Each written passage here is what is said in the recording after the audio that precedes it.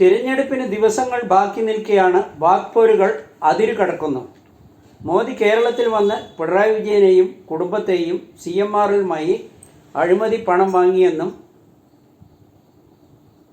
സ്വർണ്ണക്കടത്തുമായും Karuvannur bank കൊള്ളയുമായി എണ്ണി പറഞ്ഞിട്ടും ഇതുവരെയും പിണറായിയും CPM നേതാക്കളും മോദിക്കെതിരെ ഒരു വാക്ക് പോലും പറയാൻ കഴിഞ്ഞിട്ടില്ല. അതേസമയം പിണറായി വിജയനും CPM നേതാക്കളും രാഹുൽ ഗാന്ധിയെയും കോൺഗ്രസിനെയും കടന്നാക്രമിച്ചു വരികയാണ്. ഈ ആക്രമണം സഹിക്കാൻ വയ്യാതെയാണ് രാഹുൽ പ്രതികരിച്ചത്. രാഹുൽ ഗാന്ധിയുടെ ഓഫീസ് പോലും തല്ലി തകർത്തപ്പോൾ പോലും ഒരക്ഷരം രാഹുൽ ഗാന്ധി മിണ്ടിയിട്ടില്ല. മോദിയോട് പ്രതികരിക്കാൻ കെൽപ്പില്ലാത്ത പിണറായി രാഹുലിനെ പരിഹസിച്ച് പേര് വിളിക്കട്ടെ എന്ന് പരിഹസിച്ചപ്പോഴാണ് VD സതീശൻ രംഗത്ത് വന്നത്. നരേന്ദ്രമോദിയുടെ തോളിൽ കൈയിലിട്ട് മുഖ്യമന്ത്രി പിണറായി വിജയനും വിളിക്കട്ടെ എന്ന് ഒരു പ്രതിപക്ഷ നേതാവ് തിരിച്ചടിച്ചു. 19 സീറ്റ് മാത്രം മത്സരിക്കുന്ന CPMന് മോദി ഭരണകൂടത്തെ താഴെ ഇറക്കാനും എന്തെല്ലാമോ കാര്യങ്ങൾ നടപ്പിലാക്കുമെന്നും പ്രകടന പത്രികയിൽ പറയുന്നു. മോദിയുടെ മൗത്ത് പീസായിട്ടാണ് പിണറായിയുടെ പ്രവർത്തനമെന്നും രാഹുൽ ഗാന്ധി മോദിക്കെതിരെ ആരോപിക്കുന്നതിൻ്റെ 1% പോലും മോദിയുടെ പേര് പറയാൻ പോലും CPMനും പിണറായിക്കും കഴിഞ്ഞിട്ടില്ലെന്ന് ജനങ്ങൾക്ക് മനസ്സിലാകുമെന്ന് VD സതീശൻ മറുപടി പറഞ്ഞു. വീണ വിജയന് ദിവസങ്ങൾക്കുള്ളിൽ EDയുടെ സമൻസ് കിട്ടും, അകത്താവുകയും ചെയ്യുമെന്ന് KM ഷാജി. മുഖ്യമന്ത്രി പിണറായി വിജയൻ്റെ മകൾ വീണ വിജയന് ദിവസങ്ങൾക്കുള്ളിൽ സമൻസ് വരും, അകത്താവുകയും ചെയ്യുമെന്ന് KM ഷാജി.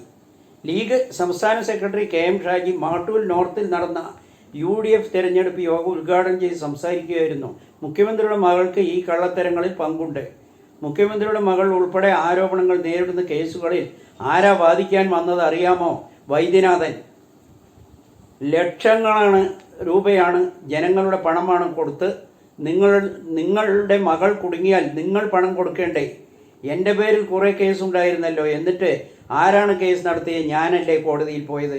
നേതാക്കൾ ഇവിടെ ഇരിപ്പുണ്ട്, ചോദിച്ചു നോക്ക്. പാർട്ടിയിൽ നിന്ന് 10 പൈസ ഞാൻ വാങ്ങിയിട്ടില്ല എന്ന് ഷാജി പറഞ്ഞു. ഇവിടെ ഇങ്ങനെ വന്ന് നട്ടെല്ല് നിവർത്തി നിൽക്കാൻ എനിക്ക് കഴിയുന്നത് എൻ്റെ കയ്യിൽ നിന്ന് പണമെടുത്ത് ചെലവാക്കിയത് കൊണ്ട് മാത്രമാണെന്ന് ഷാജി ചൂണ്ടിക്കാട്ടി. അങ്ങനെയല്ലേ ചെയ്യേണ്ടത്? മുഖ്യമന്ത്രിയുടെ മകൾ കേസ് വാദിക്കാൻ ഞങ്ങളുടെ പണം എടുത്തിട്ടാണോ നടത്തേണ്ടത്? KSIDC പിണറായി വിജയന് ശ്രീധരൻ കിട്ടിയതാണോ ഇങ്ങനെ വൈദ്യനാഥന് ലക്ഷങ്ങൾ എടുത്തു കൊടുക്കാൻ എന്നും ഷാജി ചോദിച്ചു. ബാംഗ്ലൂരിൽ ഹാജരായ അഭിഭാഷകന് സിറ്റിങ്ങിന് 1 കോടി രൂപയാണ്. സുപ്രീം കോടതിയിലെ വക്കീലന്മാർക്ക് എത്രയാണ് ഫീസെന്ന് എനിക്ക് നന്നായി അറിയാം. ഞാൻ പോയി നോക്കിയവനാണ്. ഫീസ് കേട്ട് ഞാൻ തിരിഞ്ഞ് ഓടി വന്നതാണ്. അത്രയ്ക്ക് വലിയ ഫീസാണ്. രാജ്യത്തെ ഒരു മതേതര മൂവ്മെൻറ്റിനെതിരെ എപ്പോഴാണ് അംഗീകരിച്ചിട്ടുള്ളത്? ബോംബെയിൽ വന്നില്ല, കാശ്മീരിലും വന്നില്ല. യെച്ചൂരിക്ക് വരണമെന്ന ആഗ്രഹമുണ്ട്. പക്ഷേ ഒരു ചായ കുടിക്കണമെങ്കിൽ കേരളത്തിൽ നിന്ന് വേണം, ബംഗാളിൽ നിന്ന് ത്രിപുരയിൽ നിന്നും കിട്ടാനില്ല. പാർട്ടി സെക്രട്ടറി യെച്ചൂരിയാണെങ്കിലും മുതലാളി പിണറായി വിജയനാണ്. അതുകൊണ്ട് അയാൾക്ക് ഒന്നും ചെയ്യാൻ കഴിയില്ല. അതുകൊണ്ടാണ് അയാളും പങ്കെടുത്തില്ല. ആ യോഗത്തിൽ അവർ പങ്കെടുത്തെങ്കിൽ ഇന്ന് വീണ വിജയൻ ജയിലിലായിരിക്കുമെന്നും അതുകൊണ്ടാണ് പങ്കെടുക്കാതിരുന്നതെന്നും അതാണ് അതിനുള്ള ഉത്തരമെന്നും ഷാജി ചൂണ്ടിക്കാട്ടി. ഇതെല്ലാം ജനങ്ങൾക്ക് കൃത്യമായി അറിയുമെന്നും KM ഷാജി പറഞ്ഞു. സജി മഞ്ഞക്കടമ്പിന് NDA മുന്നണിയിലേക്ക് കേരള കോൺഗ്രസ് എന്ന പേരിൽ തന്നെ പുതിയ പാർട്ടി രൂപീകരിക്കും. PJ ജോസഫ് പാർട്ടിയിൽ നിന്ന് പുറത്തുപോയ മഞ്ഞക്കടമ്പൻ അന്ന് പറഞ്ഞത് ഞാൻ ഒരു പാർട്ടിയിലേക്കും ഇപ്പോൾ ഇല്ലെന്നാണ്. ഇപ്പോൾ NDA മുന്നണിയിലേക്ക് പോകുന്നു. കേരള കോൺഗ്രസ് ഡെമോക്രാറ്റിക് എന്ന പേരിൽ പുതിയ പാർട്ടി രൂപീകരിക്കുമെന്ന് പറഞ്ഞു. മഞ്ഞക്കടമ്പൻ പാർട്ടി വിട്ടു പോയപ്പോൾ ജോസ് കെ മാണി മഞ്ഞക്കടമ്പന് വാനോളം പുകഴ്ത്തി പ്രശംസിച്ചതാണ്. ആവശ്യങ്ങൾ അംഗീകരിക്കാത്തതിനാൽ മാണി കോൺഗ്രസിലേക്ക് പോകാൻ കഴിഞ്ഞില്ല. KM മാണിയുടെ പടം എടുത്തുകൊണ്ടുപോയിട്ട് കാര്യമില്ലാതായതെന്ന് ജോസഫ് ഗ്രൂപ്പ് പ്രവർത്തകർ പറയുന്നു. പിളരും തോറും വളരും, വളരും തോറും പിളരും എന്ന് പറയുന്നതിന് മഞ്ഞക്കടമ്പൻ്റെ തീരുമാനം ഒരു ഉദാഹരണമാക്കാം. സംസ്ഥാനത്തിൻ്റെ ഇപ്പോഴത്തെ ശോചനീയാവസ്ഥയും സാമ്പത്തിക പ്രതിസന്ധിയും ഉണ്ടാക്കിയത് ഈ സർക്കാർ തന്നെയാണെന്ന് പ്രതിപക്ഷം ആരോപിക്കുന്നു. സംസ്ഥാനത്തിൻ്റെ ഈ ശോചനീയാവസ്ഥയ്ക്ക് പ്രധാന കാരണം സർക്കാർ തന്നെയാണെന്ന് ജനങ്ങളും വിലയിരുത്തുന്നു. മുഖ്യമന്ത്രിയും മറ്റു മന്ത്രിമാരും ഉദ്യോഗസ്ഥ പടയടക്കം 80 തവണയിൽ കൂടുതൽ വിദേശയാത്ര നടത്തിയിട്ടും സംസ്ഥാനത്തിന് 1 രൂപയുടെ പ്രയോജനം ഉണ്ടായിട്ടില്ലെന്ന് ജനങ്ങൾ ചൂണ്ടിക്കാട്ടുന്നു. എല്ലാ കാര്യത്തിലും ഒന്നാം സ്ഥാനത്താണെന്ന് പറയുന്നത് മാത്രമേ ഉള്ളൂ. ഈ അവസ്ഥയാണോ ഒന്നാം സ്ഥാനം എന്ന് ജനങ്ങൾ ചോദിക്കുന്നു. തമിഴ്നാട് മുഖ്യമന്ത്രി എം.കെ. സ്റ്റാലിൻ കുടുംബമില്ലാതെ ഒറ്റയ്ക്ക് ഒരു തവണ ജപ്പാനിൽ പോയി 300 കോടിയുടെ നിക്ഷേപമാണ് കൊണ്ടുവന്നത് എന്നാണ് അവർ ചൂണ്ടിക്കാണിക്കുന്നത്.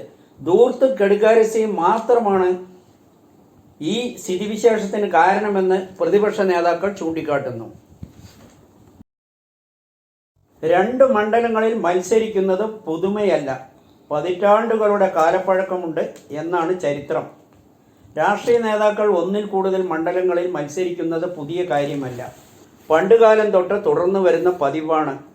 ചിലർ തങ്ങളുടെ ശക്തി മറ്റുള്ളവരെ അറിയിക്കാൻ, അത് തെളിയിക്കാനും മത്സരിച്ചാൽ ജയിക്കുമെന്ന് ഉറപ്പില്ലാത്തതിനാൽ ചിലർ മറ്റു മണ്ഡലങ്ങളിലേക്ക് ഒളിച്ചോടി സീറ്റ് ഉറപ്പിക്കാനും ശ്രമിക്കാറുണ്ട്. ചിലർ മത്സരിച്ച 2 മണ്ഡലങ്ങളിൽ ജയിക്കും, ചിലർ മത്സരിച്ച 2 മണ്ഡലങ്ങളിൽ തോൽക്കും. ഓരോ പാർട്ടിയുടെ നേതാക്കളും വിലയിരുത്തുന്നതിനായിരിക്കും പാർട്ടി തീരുമാനം. ഇന്ത്യ രാജ്യത്തിൽ എവിടെ വേണമെങ്കിലും ആർക്ക് വേണമെങ്കിലും മത്സരിക്കാൻ കഴിയും. രാഹുൽ ഗാന്ധിക്കെതിരെ പിണറായി വിജയൻ കണക്കിന് പരിഹസിച്ചാണ് മറുപടി നൽകുന്നത്. നിങ്ങൾക്കൊരു പേരുണ്ട്, അതിൽ നിന്ന് മാറിയിട്ടില്ല എന്ന അവസ്ഥ ഉണ്ടാക്കരുത്. അത് നല്ലതിനല്ല.